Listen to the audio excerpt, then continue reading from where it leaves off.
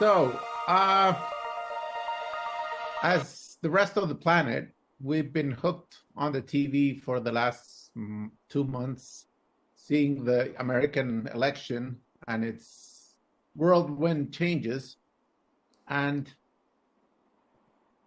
everything seems to be very different between both campaigns, except, at least to my eyes, their relationship to China, where it seems that is the only place where the US seems to find some kind of agreement. And the agreement is not necessarily good for the planet, but it is. And so we thought that, seeing that you've spent your life between both worlds, and the way I see it, at least, I don't know if you agree with me, but it's like two different civilizations. It's two completely different ways of understanding everything. We thought that it would be amazing to have you walk us through the differences and the opportunities and the dangers, and how are you seeing the relationship and everything. So it is a privilege to have you here. It's fantastic that we could reach you.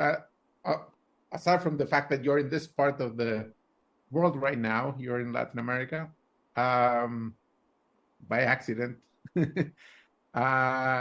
So to start, how do you see, does it make sense to you that this relationship between US and China is one of the very few subjects in which Republicans and Democrats seem to be in agreement and pushing the same kind of thing?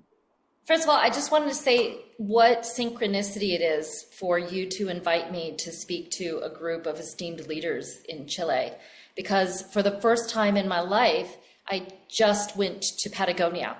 So I was at the Horns in Explora, and I think there was somebody jumping off into the lake from the Explora, the deck. So I recognized that, and I was blown by the wind uphill. It was great.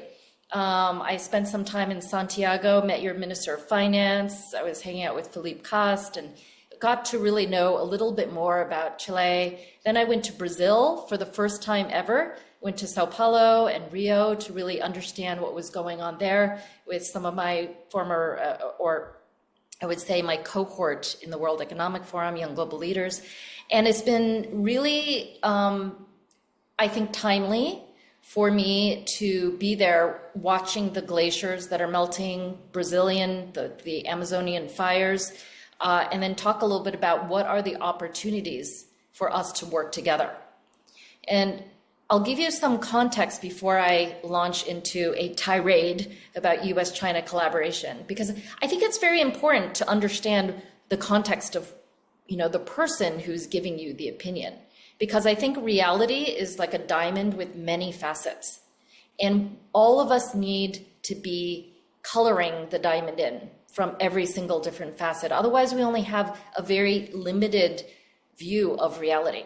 And so one of the interesting, I think, backgrounds that I have is that not only was I the first person in my family born in America from China, but I spent a lot of time working in companies in the US before I moved to mainland China in 2004. So probably half or more of my professional life has been based in Shanghai, but working with global leaders, countries from all over, not just the US, trying to collaborate on the greening of China, the biggest problem of our time when it comes to climate change. And interestingly enough, my family immigrated from mainland China to Taiwan. So the first half of my life, I spent a lot of time going back and forth between US and Taiwan. And so I call myself a cat, Chinese, American, Taiwanese. And it's a little bit like having parents pull you in three ways right now, like a three-way divorce. But on the other hand, I have the privilege of being able to see, I think, very neutrally, what is really going on the ground in China and in the US, not so much Taiwan anymore, but at least I feel like I have a very neutral observer position. So from that position, I'd like to give you some remarks. The other part of my context is that I'm one of the few, I'm going to say foreigners, because I have a US passport, that has ever been asked to teach government officials in China at the official government academies. And so I have a very unique view of what really goes on, how they really make decisions, how they push buttons. And the thing that's really interesting about government leadership in China that almost nobody knows is that if you are a government official in China, there's a mandatory 12-day minimum training every single year. And this is how they're able to push new policies, new learnings across the entire 1.4 billion people in a very large country the size of the European continent or the United States, as fast as China has been developing. And so from this point of view, I'm going to make some comments. And I really welcome you to type in English or Spanish, and I'm sure Leonardo and Fernanda, Sebastian can help me translate the questions, and just feel free to interrupt as it makes sense. So I think what you said, Leonardo, that it's very different civilizations, I would go a step further and say it's two different planets. Okay, I often say the culture is 180-degree different. And I'm happy to talk a little bit more about that because I created the first and only class at the China Academy of Governance on how to create trust with Westerners, specifically Americans. And so I not only talk about it with the West, but I also talk about it with the Chinese. So why is it so different?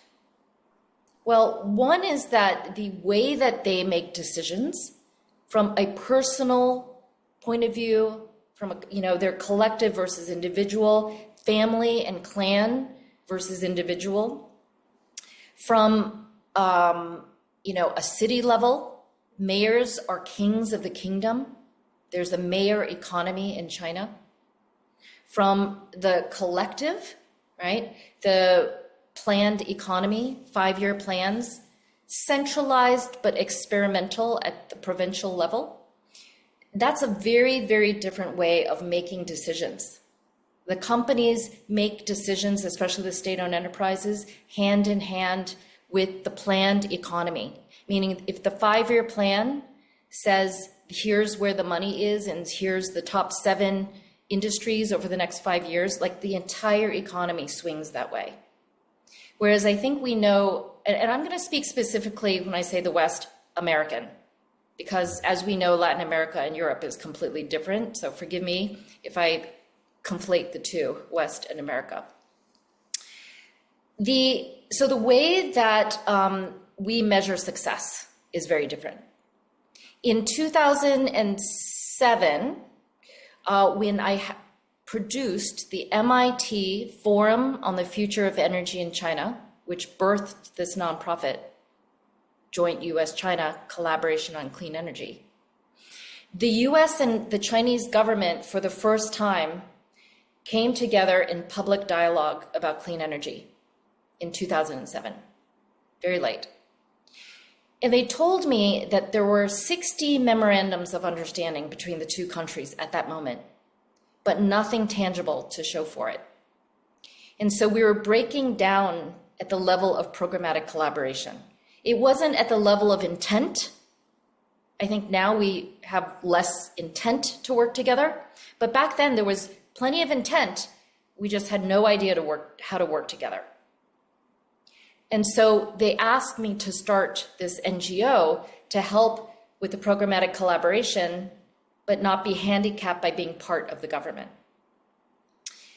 So, at that time I said, it's very interesting.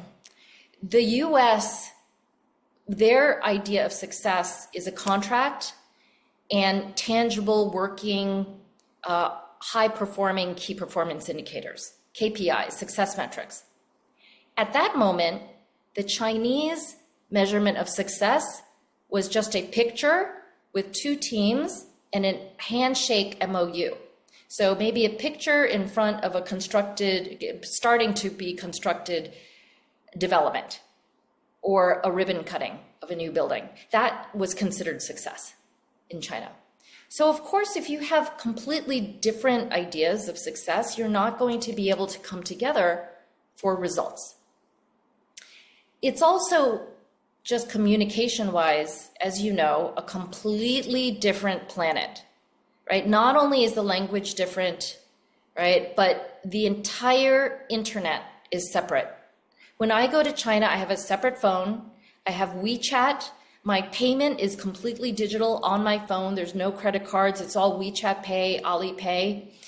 My entire life is completely separate from Facebook, X, Instagram, TikTok, Gmail, I don't know, New York Times, Bloomberg, you name it, it doesn't exist in China.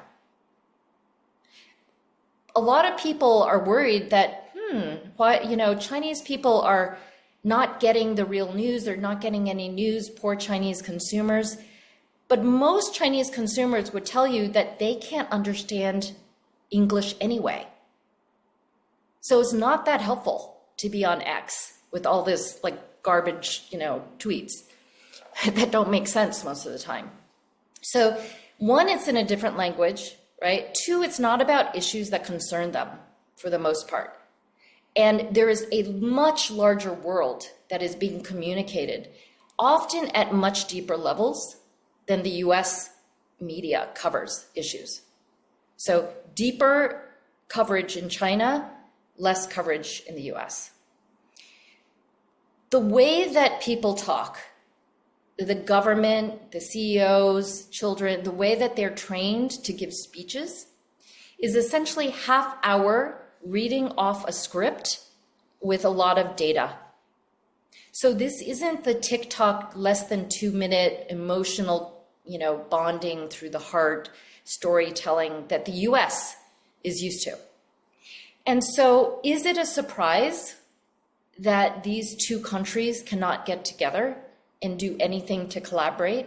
Even back in 2007, when these two countries came together and said, let's collaborate. Right? It is not a surprise to me.